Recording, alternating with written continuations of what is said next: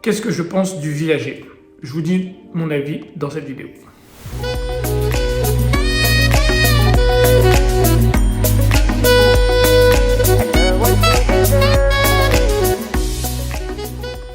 Alors bonjour à tous, moi c'est Lionel d'ML Immobilier. Sur cette chaîne on parle bien sûr d'immobilier mais pas que. On parle plus précisément d'achat-revente, de marchand de biens et de grosses plus-values. Donc si notre contenu t'intéresse, n'hésite surtout pas à t'abonner à la chaîne et activer la cloche pour recevoir les notifications de toutes nos nouvelles vidéos.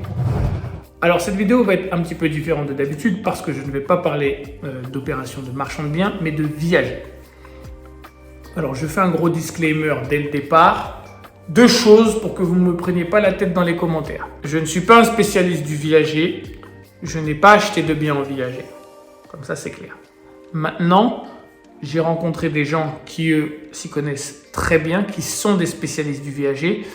J'ai même fait plusieurs lives sur Instagram avec Maître Damani.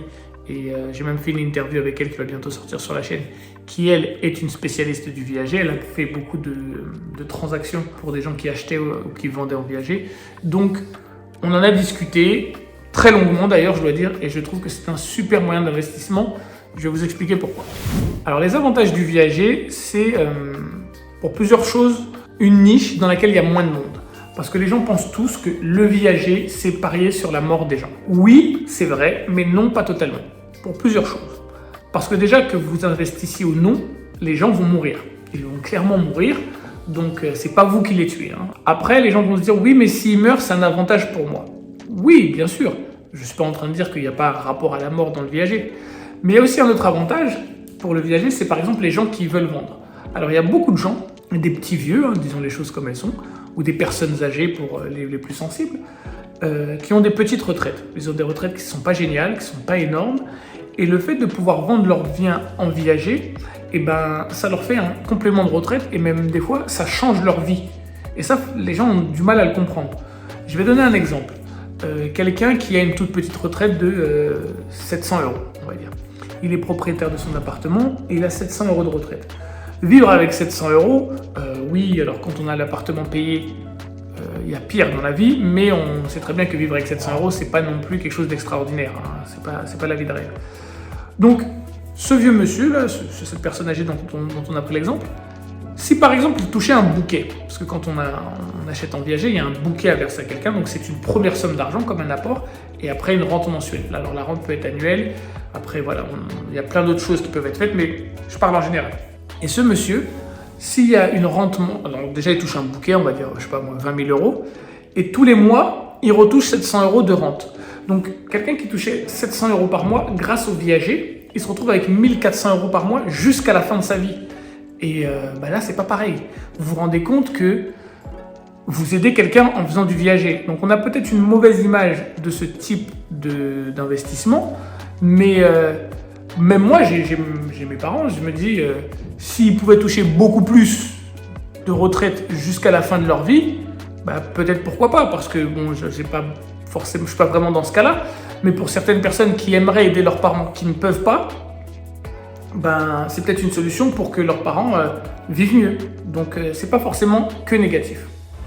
Aussi autre chose, alors comme je vous dis, je ne rentre pas dans les détails et tout, parce qu'on va faire une formation sur le sujet. Quelqu'un qui est spécialiste du viager va faire une formation et je vais l'aider à la commercialiser parce que je ne vais pas faire une formation sur quelque chose dont je ne suis pas spécialiste, clairement. On voit aussi que ça peut être aussi une bonne méthode, c'est un peu délicat à dire, mais pour déshériter ses enfants. Disons les choses clairement, c'est un peu une méthode pour les gens qui ont des enfants et avec qui ils n'ont pas forcément un bon lien pour X ou Y raison. Moi, je ne me mêle pas de vos vies, je m'en fous. Mais quelqu'un qui n'a pas forcément envie que ses enfants récupèrent ses biens, ou son bien, s'il a un appartement bien placé, il a un conflit avec ses enfants, le fait de vendre son appartement en viager, une fois que vous êtes mort, le bien il revient à la personne qui vous l'a acheté en viager. Le fait de déshériter ses enfants en France, on dit que c'est pas possible, et en viager c'est un peu possible. Et même si on a plusieurs biens, parce qu'on peut vivre dans un bien et le mettre en viager, donc le jour où on meurt, il est à la personne qui nous l'a acheté. Et même si on a des biens dans lesquels on ne vit pas, parce qu'il y a des viagers occupés et des viagers libres, donc le viager libre, c'est vraiment le Graal, c'est que vous avez un appartement, vous payez jusqu'à ce que la personne meure, mais vous pouvez quand même disposer de l'appartement. Donc ça vous fait comme un loyer en fait. Vous vivez dans l'appartement, il est vide. Vous payez 700 € par mois, ou 500 € par mois, ou 900 € par mois. La personne, elle meurt au bout de 7 ans. Bon, ben, l'appartement est à vous. Et dans certains coins, ça peut être une très très bonne opération. Je pense qu'en viager, on peut faire des opérations super lucratives qu'on ne peut pas faire avec le marché normal. Donc c'est un marché de Nice qui a beaucoup de spécificités. Il y a des gens qui sont plutôt pour, il y a des gens qui sont plutôt contre. Moi, j'ai pas de jugement. Hein. S'il y a des gens qui me disent « moi, je pourrais jamais investir en viager », il n'y a pas de problème. S'il y a des gens qui me disent « moi, j'investis que en viager », pas de problème non plus. Chacun voit là où sont les limites de sa morale. Et puis la morale, en général, c'est la morale de la majorité. Et quand on voit ce que fait la majorité, hein, il y a une sorte d'alternative à tout ça. Alors l'alternative à tout ça, c'est ce qu'on appelle la vente à terme. La vente à terme, c'est bien parce que c'est le viager, mais la personne n'est pas obligée de mourir, clairement. La vente à terme, c'est quoi? Ça fonctionne exactement pareil, sauf que là, vous avez mis un terme à la rente. Je vous donne un exemple. J'achète un bien. Je mets 20 000 € d'apport et je paye 600 € par mois. Eh ben, la vente à terme, c'est pas je paye 600 € par mois jusqu'à ce que le vendeur meure. C'est je paye 600 € par mois pendant 7 ans, pendant 10 ans, pendant 20 ans. On s'accorde sur un prix pendant 10, 15, 20 ans et on reste dessus. Donc ça, c'est une super solution parce que vous n'êtes pas obligé d'attendre que la personne meure. Donc ceux qui ne veulent pas jouer sur la mort des gens, vous ne jouez pas sur ça. Il y a aussi beaucoup de gens qui ne veulent pas contracter de crédit pour des raisons personnelles, pour des raisons religieuses et autres. Et si vous ne voulez pas contracter de crédit, ben là, vous n'en contractez pas parce que vous avez un contrat où vous dites à la personne « je te paye cette maison, je te donne 30 000 € et pendant 10 ans, je te donne 1 000 € par mois. Et au bout de 10 ans, la maison est à moi. » Tout le monde est gagnant. Alors, il y a des vendeurs qui veulent, il y a des vendeurs qui ne veulent pas. Les vendeurs qui veulent, en général, vendre les biens en vente à terme, ce sont ceux qui sont trop jeunes pour faire du viager.